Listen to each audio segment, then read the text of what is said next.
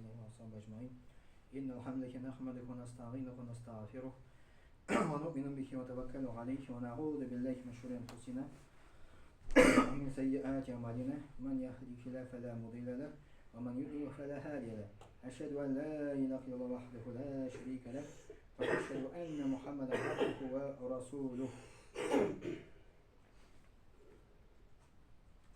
يا أيها الذين آمنوا اتقوا الله حق تقاته ولا تموتن إلا وأنتم مسلمون. Allah Teala ayta Kur'an-ı Kerim'de ey iman getirgen bendeler Allah Teala'dan hakiki korku bilen korkuguz.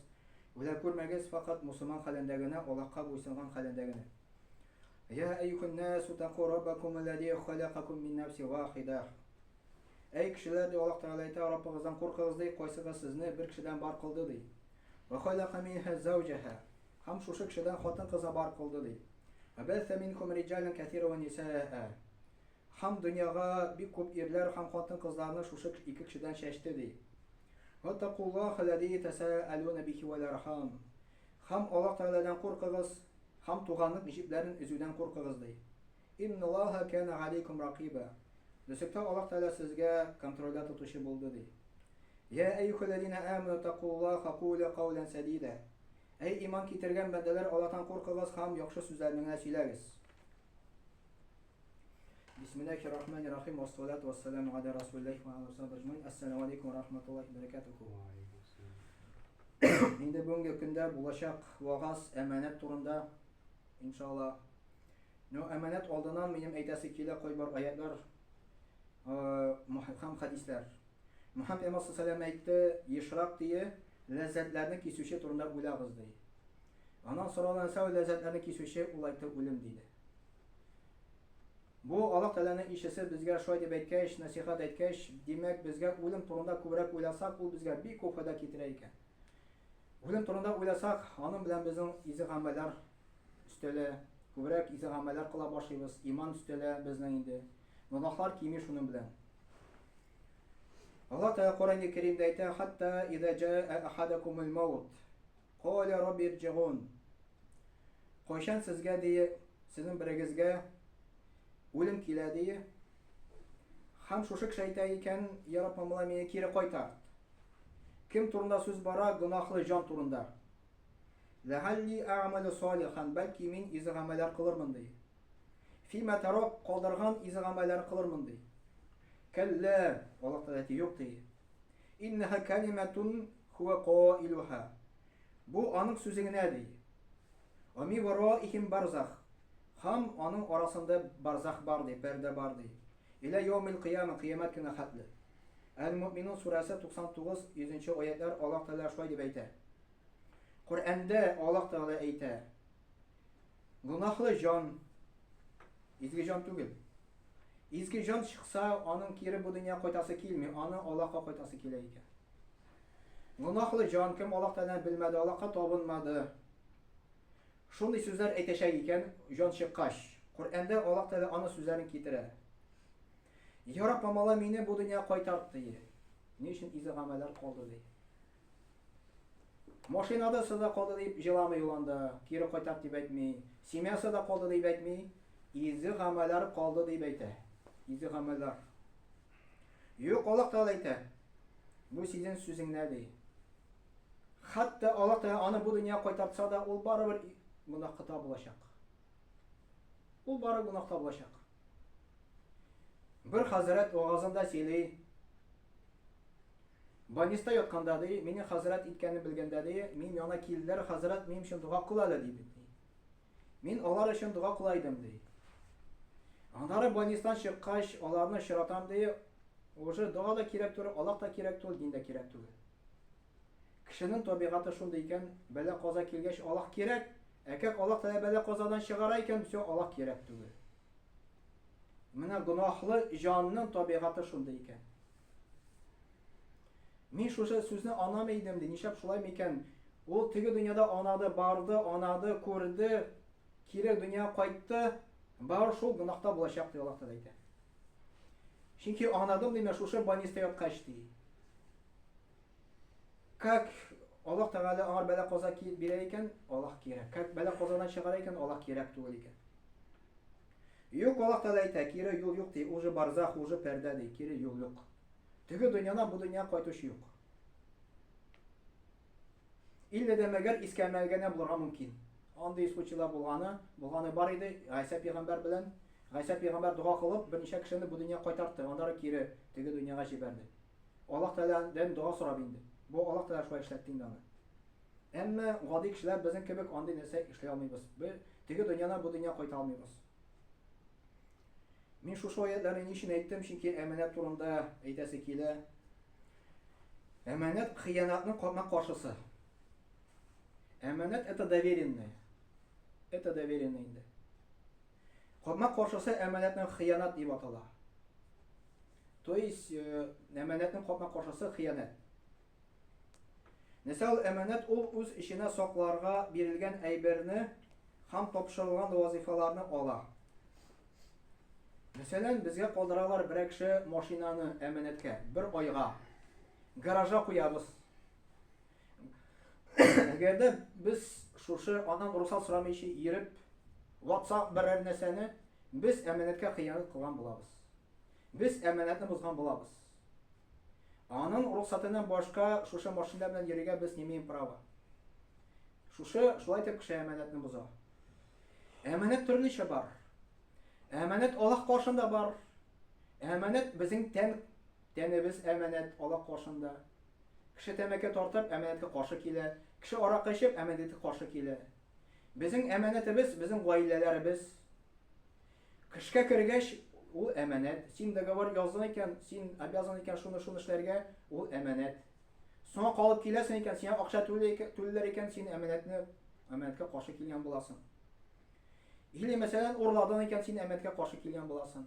Или үлчәүдә тоже анда әзрәп уйнадың икән, ялганадың икән, син әманәткә каршы килгән буласың.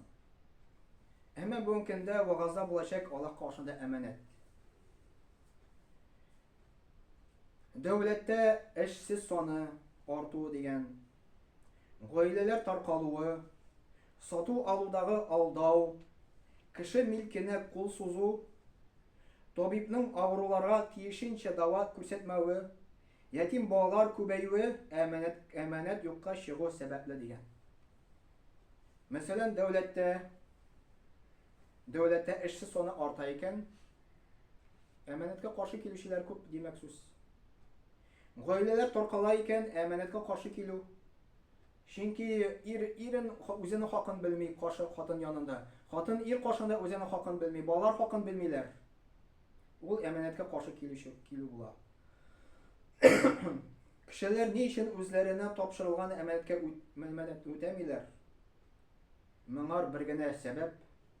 Йөрәктә иман юк, яисә иман бик каты зәгыйф. Шул сәбәпле шулай. Беренчесе Аллаһка иман юк, икенчесе кыямәт көнгә иман юк. Кыямәт көне без үлгәннән соң тереләбез.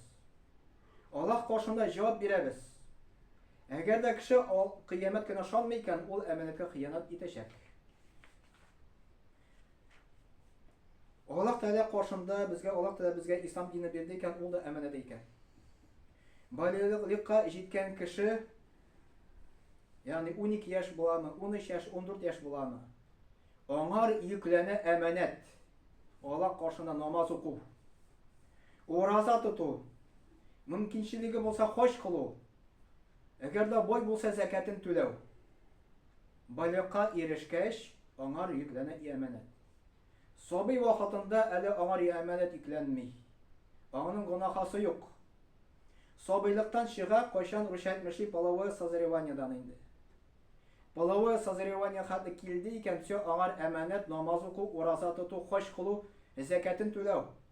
Әгәр дә ул моны үтәми икән, ул әманәткә каршы килгән була. Аллаһ та Куръан-ы Кәримдә әйтә: "Инна ғаратнал әманәта галя самавати вал ард." Дөрестә без тәкъдим иттек ди шушы әманәтне ди күкләргә һәм җиргә ди.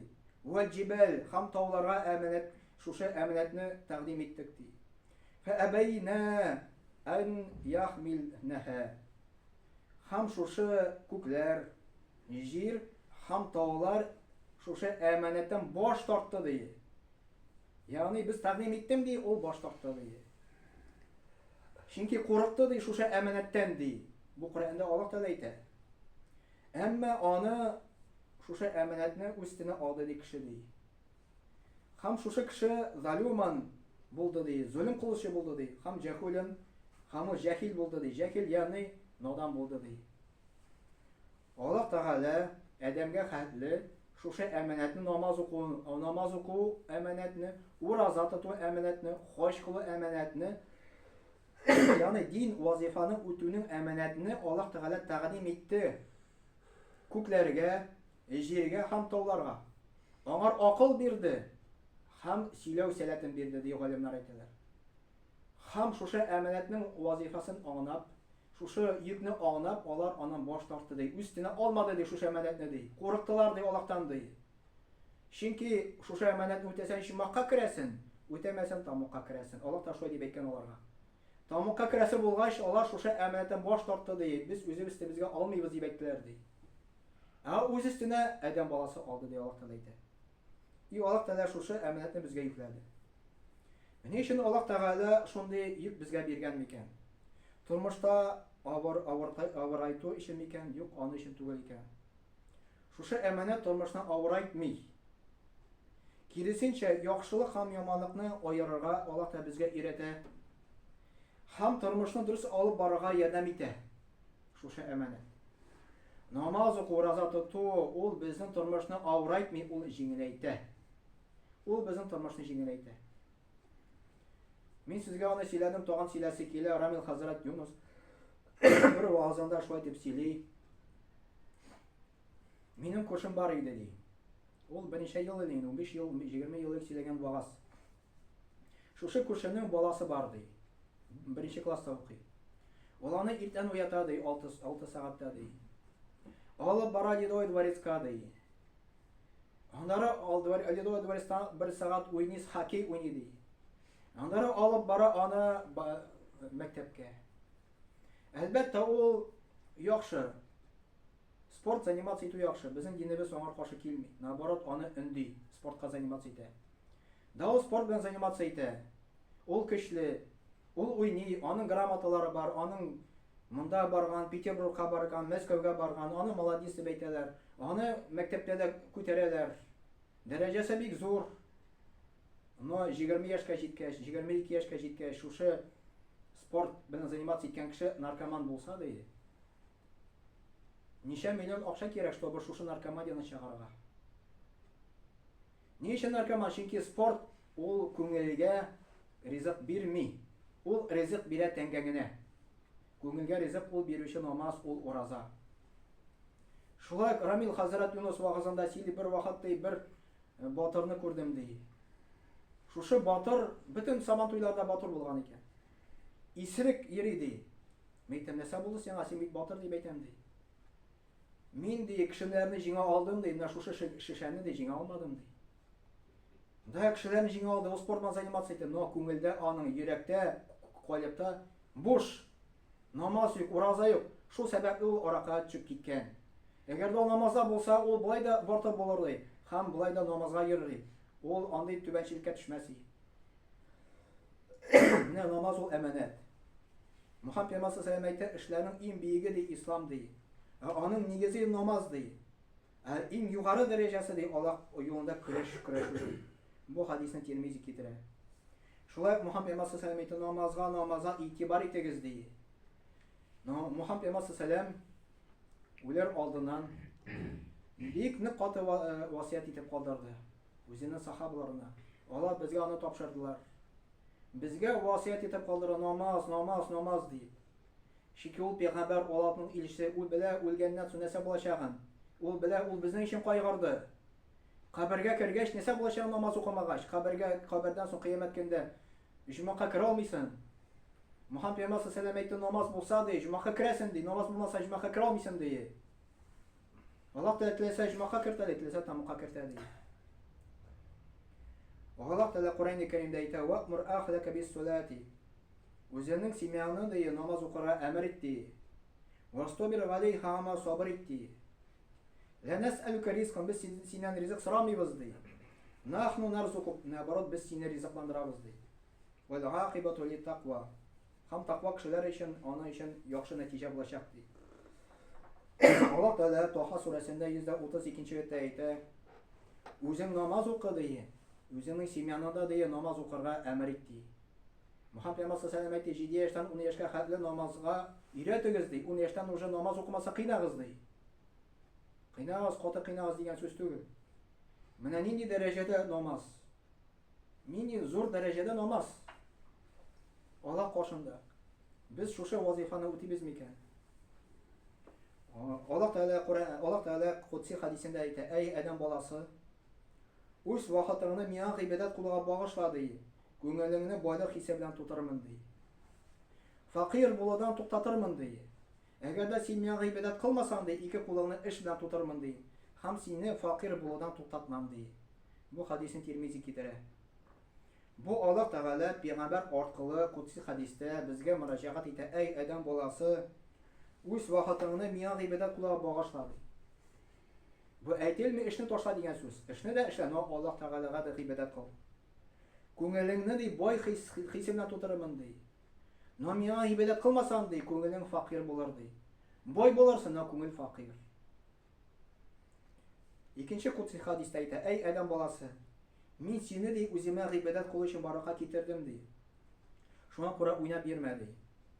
Сине ризыкландыруны мин үз өстемә алдым ди. Без уйлыйбыз, үзебезнең кул белән кәсеп итәбез ди. Әгәр дә без уйласак, үзебез белән кул белән кәсеп итә дисәк, фермада эшләүчеләр имбай кешеләр булырлар иде. Юк, аны бирүче Аллаһ. Бу әйтелми ташта кул белән кәсеп итмәскә кирәк ди. Кул белән кәсеп итәргә кирәк. Аллаһ Тәгалә аны ярата. Но кеше уйлый, мин үзем табам дип. Үзең тапмыйсың, Аллаһ бирмәсә. Аны ризыкны бирүче Аллаһ. Аллаһ Тәгалә әйтә: "Үз өстемә алдым, шуңа күрә ризык артына чабып интекмә ди." Бу әйтелми эшләмә дигән сүз, эшләргә кирәк. Просто кешенең анавы ул уйлый ташта ризык артыннан бармасам мин хәзер ризыксыз калам дип. Юк, ризыксыз калмыйсың. Мине эзлә һәм син мине табарсың ди. Әгәр син мине тапсаң, бөтен нәрсәне тапкан булырсың ди. Әгәр дә инде сине мине читтә калдырсаң ди, бөтен нәрсәне югалткан булырсың ди. Һәм мин синең өчен бөтен нәрсәдән дә сөекләре булырга тиеш ди. Бу хадисне Ибн Кәсир китерә 5-нче том 696-нчы бит. Ягъни шушы Кудси хадистә Аллаһ та безгә мөрәҗәгать итә: "Мине эзлә ди, мине тапсаң, бөтен нәрсә табарсың ди." Эзлә. Ничек Аллаһ таны без эзләйбез? Намазда, уразада, мәчеткә килеп намаз укып китеп, җомга килеп без Аллаһны эзлибез. Изгелек булуда, башка кешегә ярдәм итүдә. Менә без Аллаһны эзлибез. Табарсың ди, тапсаң бөтен нәрсәне тапкан булырсың ди. Ягъни бәхет шунда икән. Бәхет Аллаһка гыйбадәт кылуда икән. Кем шушы гыйбадәт кылуда бәхет таба алмый икән? Ул бөтен бәхетне таба алмый куйганда. Чөнки бәхет Аллаһның кулында. Субханакалла бихамдик, ашһаду ан ла илаха илля анта, астагфирука ва атубу илейк. Вассамию